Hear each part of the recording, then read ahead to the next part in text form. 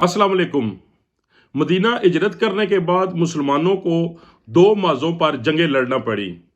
एक तरफ बदर, ओद और खंदक जैसी इंतहाई खतरनाक जंगें मुशरिकीन मक्का के खिलाफ, और दूसरी तरफ मदीना में बसने वाले यहूदी ताजरों के खिलाफ जिन्होंने सूद पर कर्ज देकर वहां के रहने वाले लोगों को अपना गुलाम बना रखा था। हिजरत से पहले मदीना 3 हिस्सों में डिवाइडेड था: ओस, खजरज और यहूदी। ओस और खजरज दो अरबी कबीले थे जिनकी कई सालों से लड़ाइयां चल रही थी, जो जंगे बास तक जारी रहीं। इन लड़ाइयों की वजह से जहां इनकी जिंदगियां तो तबाह हो ही गई थी, वहां इनके कारोबार भी तबाह हो गए थे। मक्का और मदीना की इकोनॉमी में बहुत बड़ा फर्क था। मक्का पूरे अरब में काबा और अपनी लोकेशन यानी के सेंटर में होने की वजह से पूरे अरब के अमीर तरीन शहरों में से एक था। मदीना की इकोनॉमी मक्का की इकोनॉमी से छोटी थी, लेकिन इस छोटी सी इकोनॉमी में भी एक बहुत बड़ा मसला यह था कि अगर ओस कबीला कोई बाजार बनाता तो वहां से खजरज कबीला वाले कोई शॉपिंग ना करते, और अगर खजरज कबीला कोई बाजार बनाता तो वहां से ओस कबीला वाले भी शॉपिंग ना करते। ओस और खजरज की इन लड़ाइयों को देखकर यहूदियों ने बहुत बड़ा फायदा उठाया और मदीना का मेन बाजार अपने इलाका में बनाया ताकि यहाँ के बसने वाले तमाम लोग इसी बाजार से शॉपिंग करें। अब मदीना की सारी इकोनॉमी इसी बाजार से चलती थी, जिसका मुकम्मल कंट्रोल यहूदियों के हाथ में था, जो हर वक्त कोई ना कोई साजिश कर रहे होते थे ताकि ओस और खजरज की ये जो लड़ाइयां जारी हैं ये कभी भी खत्म ना हो, क्योंकि यहूदियों को पता था अगर ओस और खजरज की ये लड़ाइयां खत्म हो गई तो यहूदियों की इकोनॉमी टूट जाएगी। हजूर पाक सरवरे कायनात सल्लल्लाहु अलैहि वसल्लम ने जब मक्का से मदीना हिजरत की तो आपके साथ सिर्फ गरीब मुसलमान नहीं थे, बल्कि मक्का के अमीर तरीन लोगों में से हजरत अब्दुर्रहमान बिन औफ रजी अल्लाह ताला अन्हु और हजरत उस्मान गनी रजी अल्लाह ताला अन्हु भी, जो मक्का के अमीर तरीन लोगों में से थे।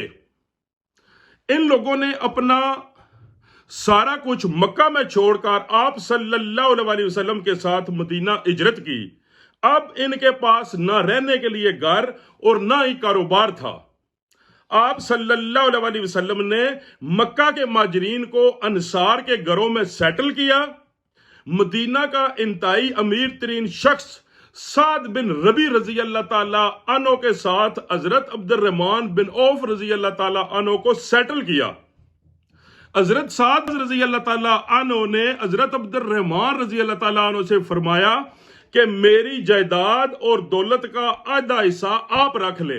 लेकिन हजरत अब्दुर्रहमान बिन औफ रजी अल्लाह ताला अन्हु ने हजरत साद का शुक्रिया अदा किया और फरमाया मुझे मदीना के बाजार तक साथ ले चले।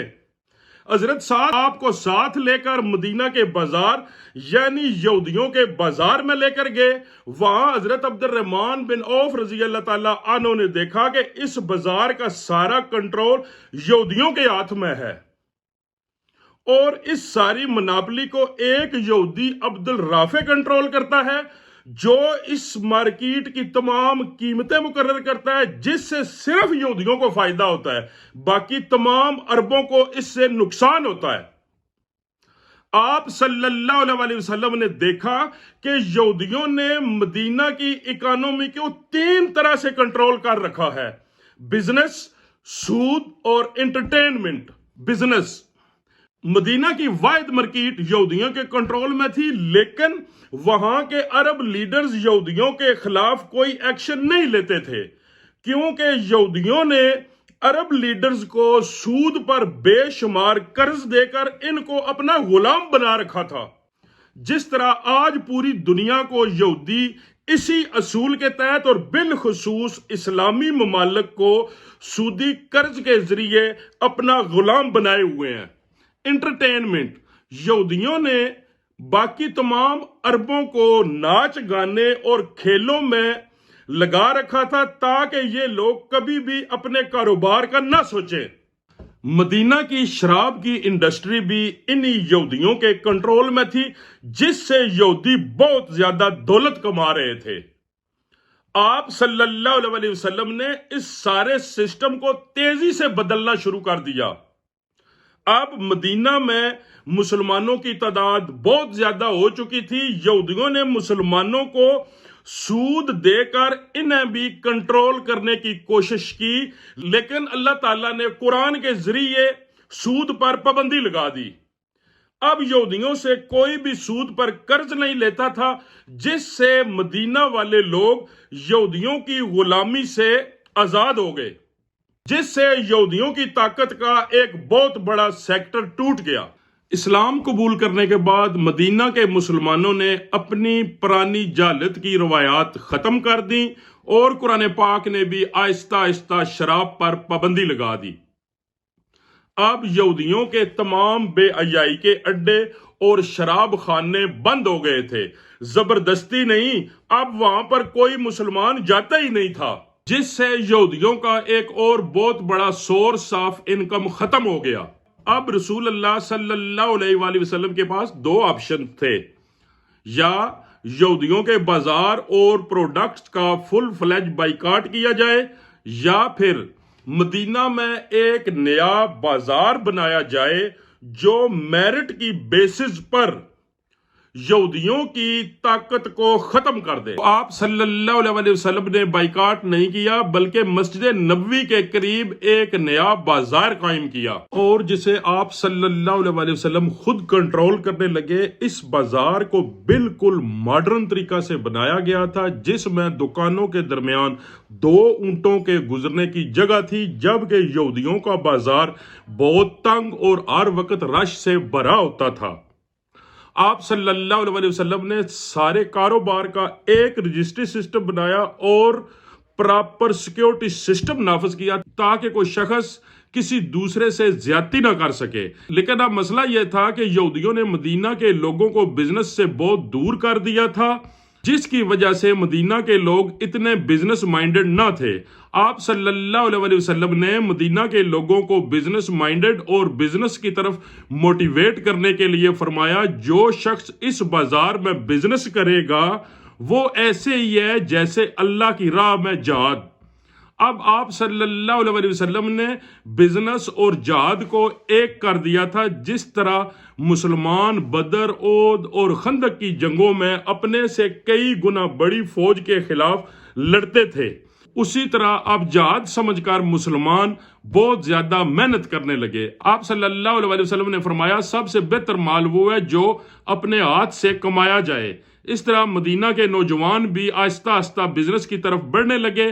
یہودی باہر سے آنے والے قافلوں کو ہمیشہ دھوکہ دے کر کم پیسے دیا کرتے تھے، لیکن مسلمانوں کے بازار میں آپ صلی اللہ علیہ وسلم نے تمام انسانوں کو ایکول رائٹس دیے، جس سے سارے قافلے یہودیوں کے بجائے مسلمانوں کے بازار میں آنے لگے، جس سے آہستہ آہستہ مسلمانوں کے بازار کی اکانومی یہودیوں کی اکانومی کے برابر ہونے لگی۔ یہودی اپنے بازار میں غریب لوگوں پر بہت زیادہ ظلم کیا کرتے تھے، لیکن آپ صلی اللہ علیہ وسلم نے فرمایا، مزدور کو اس کی مزدوری اس کا پسینہ خشک ہونے سے پہلے دی جائے۔ جو مزدور کے لیے بہتر تو تھا ہی، لیکن مزدور وہ پیسے لے کر کہاں جائے؟ وہ مزدور بھی پھر اسی بازار سے شاپنگ کرنے لگے، اور جس سے مسلمانوں کے بازار میں تیزی سے ٹرانزیکشن ہونے لگی، اور مسلمانوں کا یہ بازار یہودیوں کے بازار سے آگے نکل گیا، اور حضرت عبد الرحمن رضی اللہ تعالی عنہ نے یہودیوں کے بازار میں ابو رافع کی طاقت ختم کر کے وہاں کے پاورفل بزنس مین بن گئے۔ اب مسلمانوں کے پاس بہت زیادہ پیسہ آنے لگا تھا، لیکن مسلمانوں نے یہودیوں کی طرح اس دولت کو اپنے پاس جمع کر کے نہیں رکھا، بلکہ اپنے غریب مسلمانوں کی مدد کی، جس طرح حضرت عثمان غنی رضی اللہ تعالی عنہ نے اپنے بزنس کی طاقت سے ایک یہودی سے کنواں خرید کر مسلمانوں کے لیے بالکل فری پانی فراہم کیا۔ لیکن یہودی یہ سارے معاملات دیکھ کر سخت پریشان تھے۔ پہلے ان کا خیال تھا کہ یہ مسلمان ہمارا کیا بگاڑ لیں گے، اس لیے جب مسلمان ہجرت کر کے مدینہ آئے تو یہودیوں نے مسلمانوں کے ساتھ ایک ایگریمنٹ کی کہ ہم مسلمانوں کے خلاف کبھی کسی کا ساتھ نہیں دیں گے۔ لیکن جب انہوں نے دیکھا کہ مسلمانوں نے ان کی اکانومی کو کریش کر دیا ہے، تو اس کے چند سالوں کے بعد جنگ خندق میں یہودیوں نے مسلمانوں سے کیا ہوا معاہدہ توڑ دیا اور جنگ خندق میں مسلمانوں کے خلاف مکہ والوں کا ساتھ دیا۔ مسلمانوں نے انہیں سزا بھی دی۔ اس کے کچھ عرصہ بعد آپ صلی اللہ علیہ وآلہ وسلم نے بغیر لڑائی اور بغیر زبردستی کے مدینہ شریف سے یہودیوں کی اکانومی کو ہمیشہ کے لیے ختم کر دیا، اور آپ صلی اللہ علیہ وآلہ وسلم نے مدینہ کی اکانومی کا کنٹرول اپنے ہاتھ میں لے لیا۔ اس کے کچھ عرصہ بعد حضرت عمر فاروق رضی اللہ تعالی عنہ کے دور خلافت میں مسلمانوں نے رومنز اور پرشینز امپائر کو شکست دی، اور مسلمان خود دنیا کی سپر پاور بن گئے۔ اب مدینہ کی یہ چھوٹی سی سٹی دنیا کی پاورفل سٹی بنی، اور مدینہ شریف کے رہنے والے لوگ دنیا کے امیر ترین لوگ بنے۔ اللہ آپ کو اور میرا حامی و ناصر ہو۔ خدا حافظ۔